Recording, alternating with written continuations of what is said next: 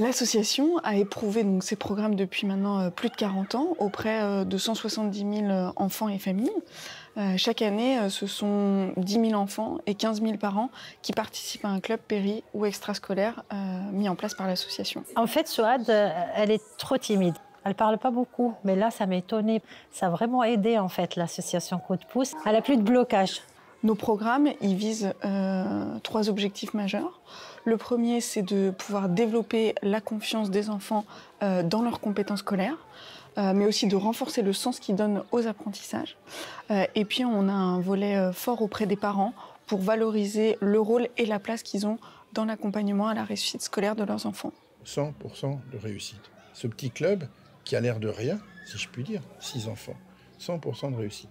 Tous les gamins qui sortent de là ont maintenant un goût du livre. Universel, tout le temps, permanent, je ne sais pas. Mais en tout cas, ils ont le goût du livre. Et puis la gamine, elle n'a pas décroché.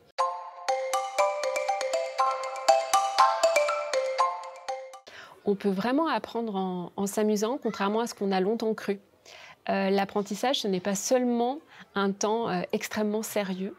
En s'amusant, les enfants prennent beaucoup de plaisir et ce plaisir associé à l'apprentissage fait qu'on va garder une émotion très positive liée aux apprentissages. Noé a réclamé de la purée, Roby a ramené une écharpe. Noé a réclamé une moto, Roby lui a apporté de la pommade. Ça parle d'un robot qui était un esclave et qui faisait tout pour Noé. Et les enfants, oui, il y a un changement dans la mesure où ils ont vraiment progressé. Ils progressent dans la confiance qu'ils ont en eux, dans la confiance qu'ils ont au dispositif du coup de pouce. La bienveillance, le goûter, le fait de participer, le fait de participer à un club, pas secret, mais un club assez restreint.